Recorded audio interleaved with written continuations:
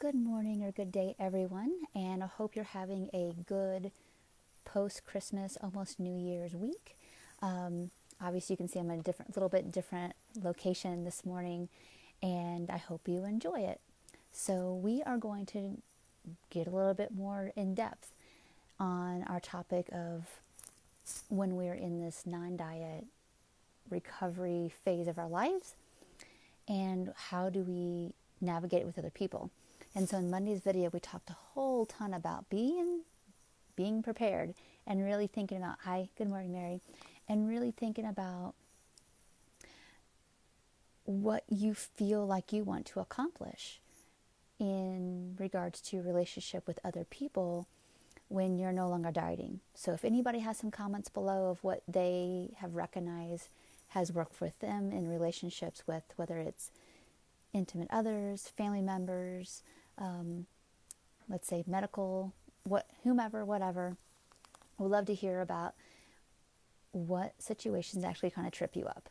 So I know, Mary, you're here watching live and you requested to hear more about body image, which we will do, I promise, next week. I think I'll just kind of run with your suggestion and go for it next week and talk more about it. So I'll be reviewing your request and just kind of get my mind wrapped around what would be most helpful and how to get more in depth. So some of the things that I hear a lot, sorry, I had several texts going through all at once, so I wanted to make sure to clear those. Good morning, Debbie. So some of the things that people tell me a lot when they first stop dieting, engage in recovery, is that we have to remember that we've been a certain way with people for a really long time, meaning maybe we've been the best dieter of the bunch. Maybe you've been entrenched in certain behaviors that aren't awesome for a really long time, and people are just kind of resigned that that's how it is and how you're going to be. And when things start to shift, that's going to feel different. And what I notice are two main things that happen. Is one, of course, when you stop dieting, it's going to feel really uncomfortable. Your eyes are really wide open to the diet culture stuff all around us all the time, and it's super uncomfortable. And it may feel enraging, it may make you feel really sad. And one of the things that we have to do is to keep on remembering and grieving that we do live in this fallen world, and this man-created structure that is the dieting industry. And I think it's really important to keep in mind that it's going to take some time for people to understand that it's not that we've gone off the deep end.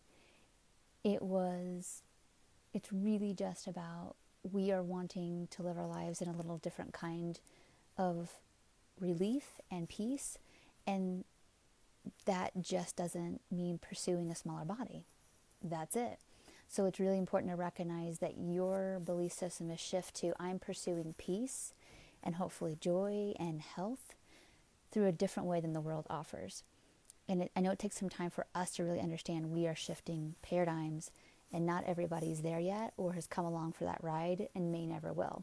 It doesn't mean that you're wrong. Again, it's just really important to be able to speak in that kind of way. Like, I know that I once really dieted a lot and really into fitness, and it really was just because feeling uncomfortable with myself and not knowing how to find some sense of settledness and okayness with myself in a different kind of way. So that's why I don't do that anymore.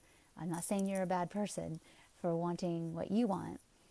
It just looks different for me, so I just won't be engaging that same kind of activity.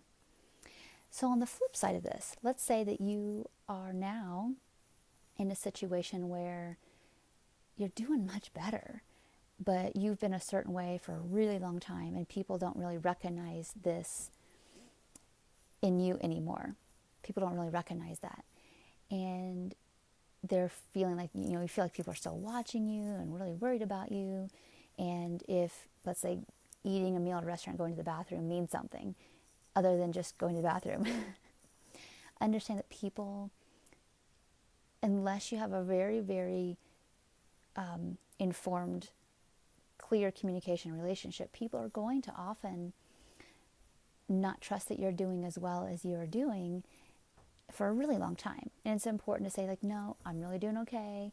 I'm just doing what I'm, doing in my day here, and I'm doing really good with my food. You're going to have to not convince people, but really understand that getting to know the real you also takes some time, not the you that the eating disorder has basically taken up.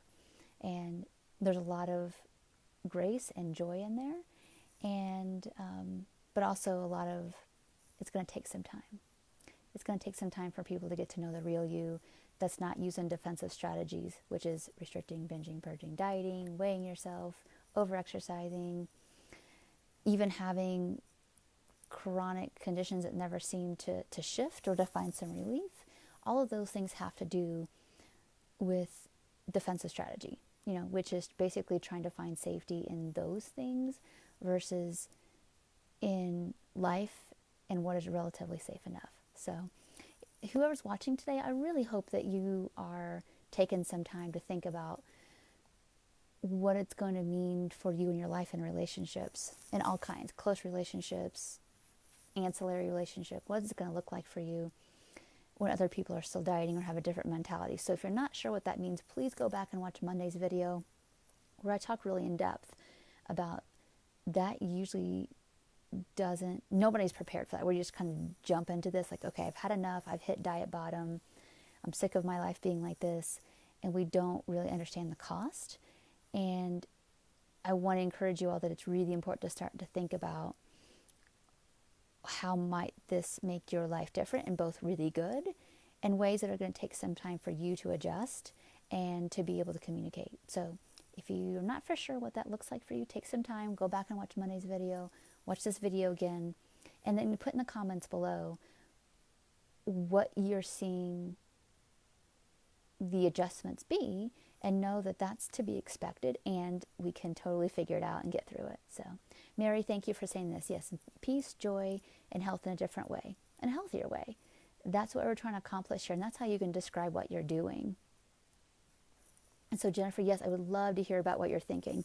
What are the costs and the joys of really diving in with this, and knowing that they will impact impact you in relationship, but long term only in good ways. But at the beginning, there's a lot of adjustment. So I would love to hear more from and for you all.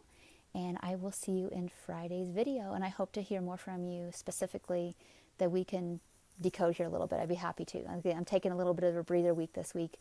So I have time, plenty of time, to unpack it with you in video if you are willing to share your experience. So thank you so much for watching, and I'll see you next video. Bye for now.